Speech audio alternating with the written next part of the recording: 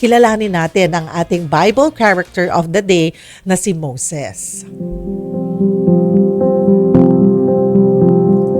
Ipinanganak po si Moses sa panahon na ang Israelita ay alipin ng Ehipto, ng Egypt. Yung panahon na yon, may utos po ang paraon na patayin ang lahat ng sanggol na lalaki ng mga Israelita. Isa si Moses sa mga sanggol na lalaki noon. Abay, itinago po si Moses ng kanyang inang si Jochebed. Tama ba ako, Pastor? Jochebed. Ha? Jochebed. Jochebed. Ayan, si Jochebed. Inilagay po ang sanggol na si Moses sa basket at dinala sa ilog ng Nile. Naalala nyo yan? I'm sure yan pong kwentong yan ay napanood nyo na or naikwento na po yan, napag-usapan na yan sa eskwelahan. Natagpuan si Moses ngayon ng anak na babae paraon. Inilagaan at pinalaki siya nito na parang sarili niyang anak. Lumaki si Moses sa Ehipto. Isang araw, nakita niya ang isang Ehipsyo na nananakit ng Israelitang alipin. Pinaslang ni Moses ang Ehipsyong ito. Ito napanood ko sa The Chosen na series. Ayan. Matapos nito, tumakas si Moses dahil na rin sa galit ng paraon. Nanatili si Moses sa lupain ng Midian. Isang araw, habang nagpapastol ng tupa si Moses, nakakita siya ng isang nag-aapoy na palumpong o yung isang uri po to ng halaman na may maraming sanga. Doon kinausap ng Diyos at ang bilin niya sa kanya ay pangunahan ang Israelita sa paglabas sa Ehipto. Nagtungo si Moses sa Ehipto at hinarap ang paraon. Hindi ito naging madali, lalo pat ang hinihingi ni Moses ay kalayaan ng mga Israelita. Pero gumawa ng himala ang Panginoon at sa huli, nakaalis ang mga Israelita sa Ehipto. Kung matatandaan po ninyo, nandyan yung sikat na kwento kung saan hinati ng Diyos ang dagat para makatawid sila. Nagkaroon pa sila ng maraming pagsubok sa paglalakbay, pero maraming himala rin ang ginawa ng Panginoon. Pumanaw si Moses sa edad na 120. Ang daming kwento kay Moses sa Biblia, pero mauubos po ang oras natin kung iisa-isahin natin lahat. So doon tayo muna, andyan pa yung 10 Commandments, Yes. diba? Pero dito tayo doon sa pagsagip niya sa mga Israelita na, diba meron yan, Pastor Eric, na parang, bakit ako? Kaya ko ba yan? Parang nag-doubt siya. Kasi sabi nga naman niya, ordinaryong tao lang naman ako. May yun yan, diba? Doon sa parting yon. Yes. Pero Pastor Eric, bakit kaya si Moses yung pinili po para pamunuan ng pag-alis ng mga Israelita sa Egypt? Well, una, meron siyempreng grand plan ng Diyos sa bawat isa sa atin. You know, yung ang ano dito kasi sometimes hindi natin nakikita agad ano yung plano ng Diyos sa atin. So, pero nakita natin yung kabuuan ng kwento ni Moses na bata pa lang siya, niligtas na siya. 'Di ba? Nagkaroon na ng purpose, divine calling, kumbaga si Moses sa buhay niya. Pero yung obvious na mga makikita natin, yung first 40 years niya nasa Egypt siya. Naturuan siya ng magagandang educational system. So natuto siya ng maraming bagay patungkol sa how the world works in an empire like Egypt. So naging bihasa siya sa maraming bagay in that period. Pero isa ding magandang parte sa buhay niya, you mentioned, after his time in Egypt, napunta siya sa Midian. No, nakasama niya yung mga Midianites. No? At naging biyenan niya yung leader ng mga Midianites, si Jethro. At dito, pwede nating makita na natuto rin siya, again, part of God's divine call for his life and purpose, inalaw ng Diyos na makarating siya rito sa Midian. And dito siya natuto ng, kumbaga, ng mga paraan naman ng pamamalakad, paano sa wilderness, sa disyerto.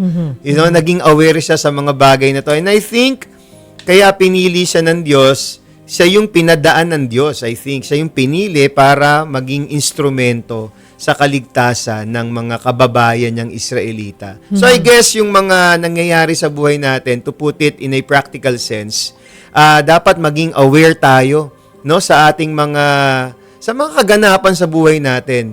No, be open to what God is telling you, even in the small things. Sometimes hindi mo alam na yan pala yung panawagan mo sa buhay mo. That's a very important aspect on how we think, kung paano natin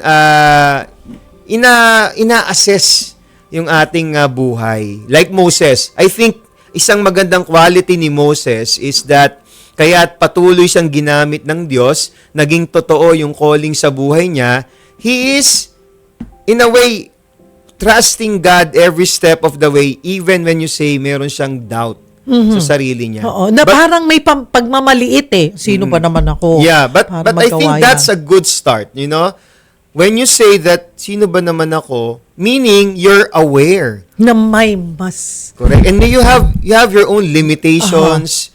You know your capacity. And I believe, kaya siya ginamit ng Diyos kasi nakita ng Diyos na meron siyang pagpapakumbaba sa sarili. Kasi maraming ibang tao, di ba, parang believe agad sa sarili. And I think, imagine that, 40 years in the presence of Pharaoh, pero nanatili si Moses na hindi niya sinabi na, uy, okay yan ha. Alam mo, 40 years akong tumira sa palasyo, prinsipe ako.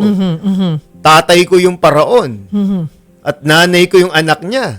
Ang dami kong alam. O ba. Parang, pero alam mo, meron nga siyang speech defect eh. Di ba? Nauutal siya. May mga ganyan siyang traits na hindi natin masyadong napapag-usapan. No? Meron siyang, hirap siyang magsalita. Nag-i-stutter siya. Kaya isa yun sa apprehension niya. Oo. Tsaka yung goodness sa puso niya na sabi yung kahit na nagsilbing magulang niya or pwede siyang maging isang prinsipe, yung ganong feeling, pero nakita niya na sinasaktan yung isang alipin, talagang nanggigil siya. Talagang, kaya umabot nga lamang sa pagkakapatay niya, pero yung goodness ng puso niya na bakit ganyan ang pagtrato mo sa isang alipin. Wala sa kanya yung I'm superior, mataas ako sa inyong lahat, I can do everything I want. Oo. So, ang nakaka-inspire, di ba mga kapatid, first kasi minsan tayo sa lahat tayo, ordinaryong tao, kahit na little things, we could do a lot. Parang parang iisipin ba niya kung kayo nasa posisyon ni Moses, paano ko ililigtas tong mga Israelites dito sa Egypt, paano ko sila ilalabas? Pero doon pumasok yung, sabi nyo nga, Pastor Eric, yung pagiging humble and pagkilala, pag-recognize na merong mas mataas sa kanya. I think meron din aspeto sa kay Moses, yung nakita niya na pinapahirapan pa yung nahihirapan na. May compassion.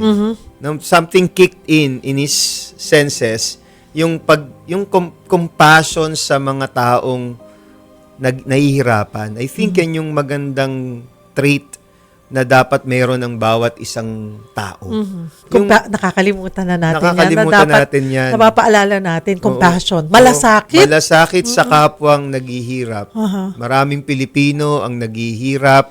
Sana magkaroon man lang tayo ng ganong pakiramdam na hindi lang tayo yung dapat maayos ang buhay.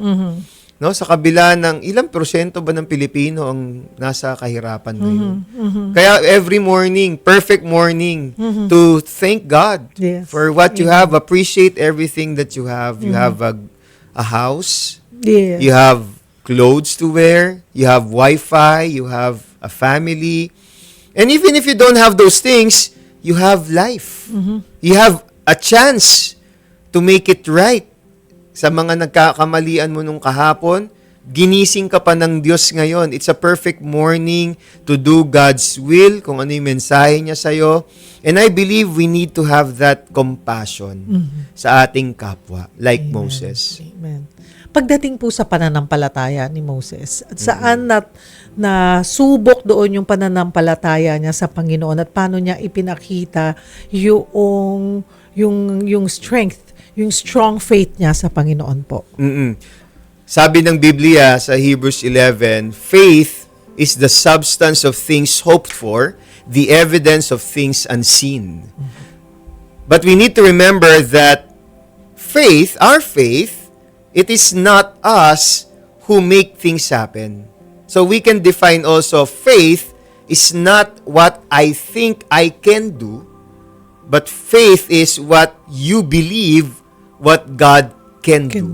Yun yung pananampalataya ni Moses, kagaya ng sinabi mo, bakit ako? Yes. Because sabi ni God, because I can use anyone. And it is not because of you na magagawa natin tong magandang planong ito, kundi dahil sa kapangyarihan ko. Kailangan ko lang ng tao na mananampalataya sa kakayanan ko. And you will represent me in the courts of Pharaoh. So that's faith. I think yung pagpapakumbaba na hindi ako ito. Tama yun hindi ako. Si God. At hindi kapangyarihan ko, hindi talento ko, hindi yung mga natutunan ko, hindi yung karanasan ko, hindi yung kaya kong gawin, kundi yung kayang gawin ng Diyos sa pamamagitan ng buhay ko. Highlighting God in the process. I think yun yung nakita ng Diyos sa buhay ni Moses. Hindi niya hina-highlight yung sarili niya. Hinayaan niya i-highlight ng Diyos yung kapangyarihan niya through His humble obedience. At ang dami nga natin nakita sa kwento, mga kapatid ni Moses, na himala ng Panginoon, na siya lamang talaga ang makakagawa. Ipinakita niya yung kakayanan na ako ang inyong Panginoon. Makikita natin dito, di ba, yung isa sa mga himala nga, yung paghati niya ng tubig.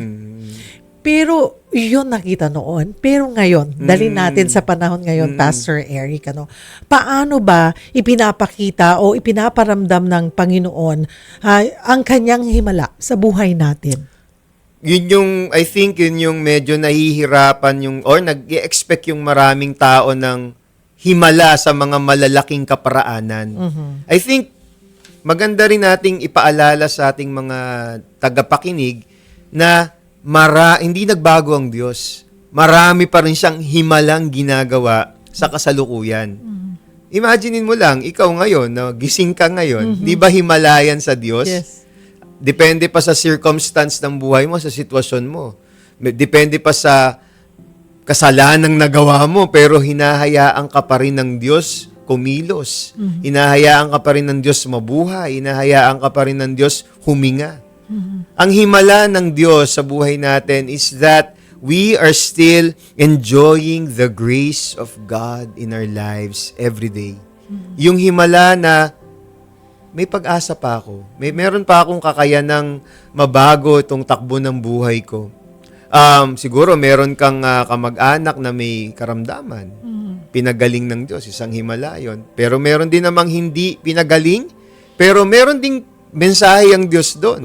Hindi naman dahil hindi natin nakuha yung gusto natin, wala nang himala ang Diyos. Natutunan ko sa buhay, may mga inaalis ang Diyos sa buhay natin because I believe minsan may mga humahad lang sa buhay din natin para mas maging effective tayo sa buhay natin. I'm not saying aalisin niya yung mga tao sa buhay mo at kailangan mamatay sila. Pero ang point ko, God, if we talking about faith, it is trusting God every step of the way that whatever happens in our life, we know and we believe that it is the best thing for me. Because tatay ko siya Mas alam niya yung tama sa akin And yung himala na yon is that you are believing a God that we don't see, but He is 100% real in our lives. May Totoo rason. siya. May rason. Minsan kasi, imbes na tignan na ano kaya ang mensahe ng Panginoon sa atin dahil, kunwari nga, may nangyaring nawala na ayaw nating mawala. Yan ay dahil gusto nating hindi mawala yon. Tayo sarili nating kagustuhan yon. Hindi natin, isinasara natin yung isip or hindi tayo nagiging malawak or pinaubaya sa Panginoon. Or nag-e-effort na intindihin na ano bang mensahe mo sa akin, Lord? Bakit ganito? Bakit nawala siya? Kahit na pagpalagay nating someone special na talagang sinasabi niyong mahal na mahal mo, bakit siya pa? Minsan, tinatanong natin, napakabuting tao niyan, bakit siya pa? Bakit hindi na lang tong mga kurakot na to ang kinuha mo, Lord?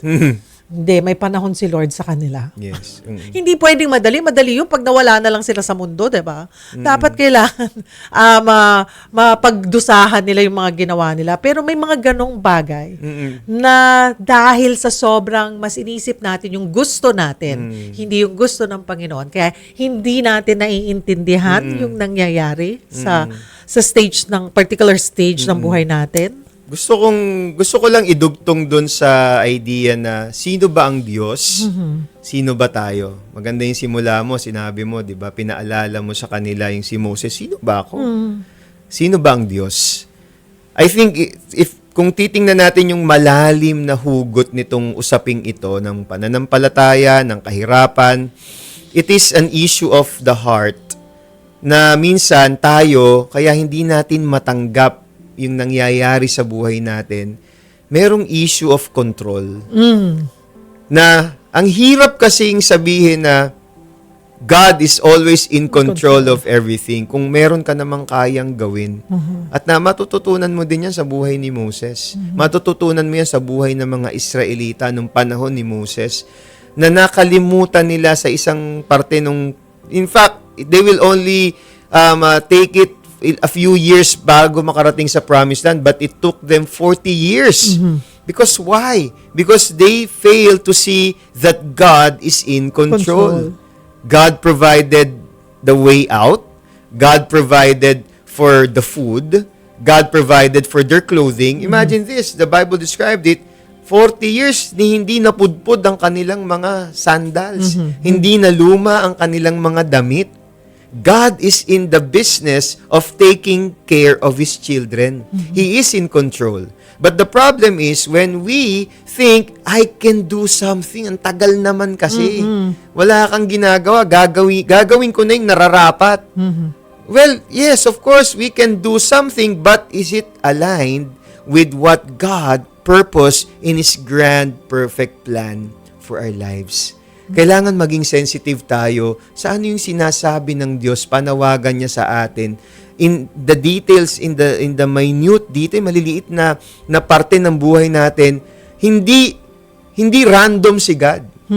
Everything that happens in our lives from the day we were born, kung saan ka pinanganak, oras ng kapanganakan mo, magulang mo, kapatid mo, saan ka lumaki, saan ka nag-aral, anong naging trabaho mo, sinong magiging asawa mo. Hindi ko sinabing robot ka na kinontrol lahat yan ng Diyos, pero inalaw niya yan lahat mangyari because there's something that is waiting for you that God wants you to see. If you will just be sensitive to His Word and submit to Him na God, He is our God, He is my Father, and He knows everything. I just need to be sensitive sa buhay ko na araw-araw, Lord, anong gusto mong mangyari ngayon? How can I please You today? Paano ako magiging mas mabuting ama? Paano ako magiging mas mabuting asawa? Paano ako magiging mas mabuting empleyado? Paano ako mas magiging mabuting mamamayan ng Pilipinas? Paano ako magiging mas mabuting anak ng Diyos? Amen. Amen. O mga kapatid, sarap ng kwentuhan po natin, ano? Ayaw nating iwan, babalikan natin ito sa mga susunod pang episode para mas makilala pa natin si Moses.